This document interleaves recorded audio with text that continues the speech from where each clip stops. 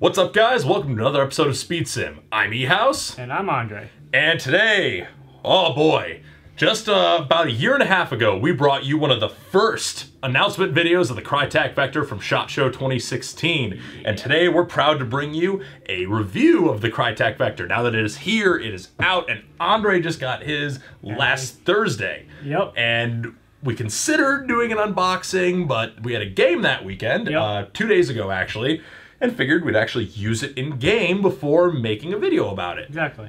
So now we've both had the opportunity to play around with this thing. It's seen some use at Hunter's Creek Airsoft. So probably the ultimate test, if you will, because it's very hilly. Yeah. Very, very hilly. Well, you know, what better place to bring a small CQB gun than a 35-acre outdoor hilly field? I don't know. About Vector. The fact that it worked, I think, is one of those things that will work in its favor. Yep. So to start out with, you know, we're not just going to say nice things about this gun, and we're also not just going to say nice things about this gun because Tim brought me beer at SHOT Show. That is a point in its favor. Thank you again, Tim.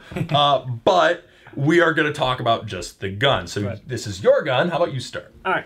So going over the things that I really liked about the gun, obviously it's a Vector. It's the awesome space gun everybody wants, unless you're one of the people who don't like space guns. Totally cool. Not judging, but who doesn't love a Vector? So already brownie points right there. Vectors are awesome. Have you ever shot a real Vector? They're really cool. So starting off, barrel length, perfect. I can't say more nice things about that.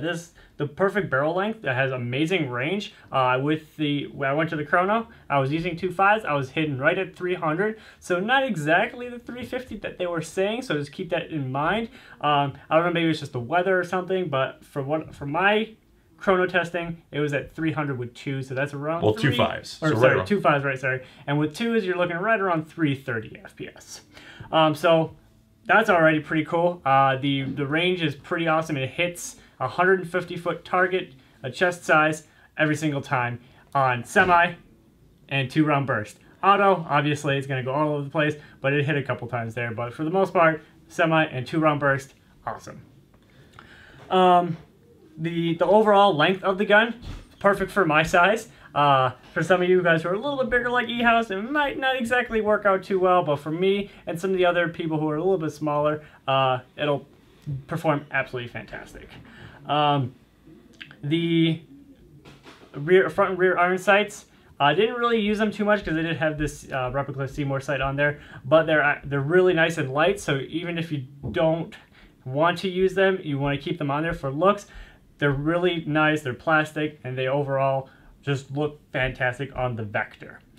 Some of the things I didn't exactly like was the trigger. The trigger kind of takes some getting used to. It's not like your traditional M4 trigger. This one has a little bit more of, you need a little bit more strength and reset it all the way before you can pull it again. You can't spam fire this as we initially thought. So you do have to take your time with it. That's why you have the 2-round burst. So if you do need to get out of a sticky situation, just drop that thing into 2-round burst and you can get out of that no problem. Second thing is the battery compartment. It's not very big. I tried 2 different batteries. We have right here is the Echo One 11-1 1000 milliamp hour battery. That's the only thing that I found fits in there. I've tried a Vulcan. It's 1100 technically, but whatever. Same difference. I tried a Vulcan 11-1 1200. Didn't fit. It was a little too long. So you're limited to only about this size battery. So 11-1 with 100 milliamp hours. Or 1000 milliamp hours is all you're going to be able to fit in there. The Teamia connector works fine. If you ever want to switch it over to Dean's, you're more than welcome to. The side folding stock feels amazing. It works just like you expect. They really hit it out of the park on that one. And it actually locks in place in the folded position, and it's really solid in the open position. There's like the tiniest bit of wobble, but if you've ever felt like an E&L AK folding stock, you know how solid those are usually considered to be. It's about like that. Right.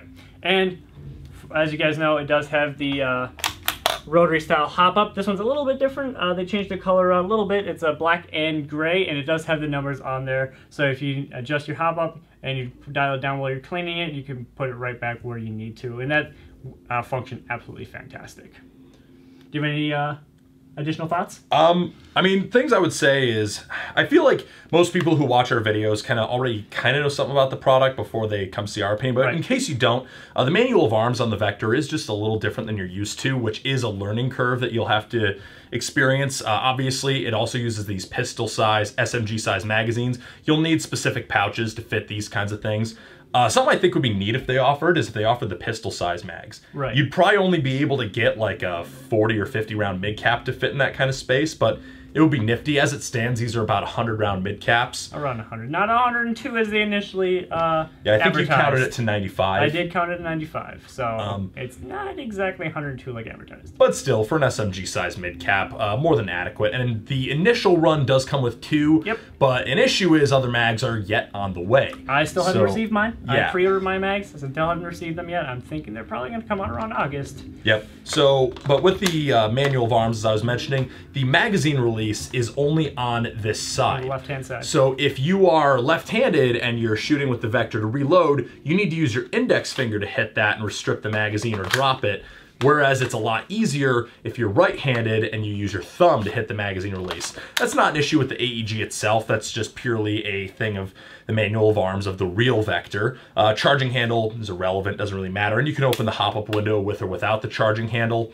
The selector switch and safety setup might be a little different than you're used to because the selector switch is actually on the side here. So semi-auto, they have 2 round burst. Then you have full auto all the way at the bottom, but that's totally separate from your safety lever, which is ambidextrous, as is the selector. And that's just a short throw, about 45 degrees down, or just short of 90, from safe to fire. So that's what allows you to go into safe and fire, but your fire mode is a totally separate thing. Just a little different than you might be used to.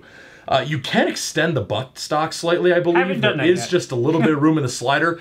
Andre's a little smaller than I am, so hasn't needed to do that, but I might want to do that just a little bit.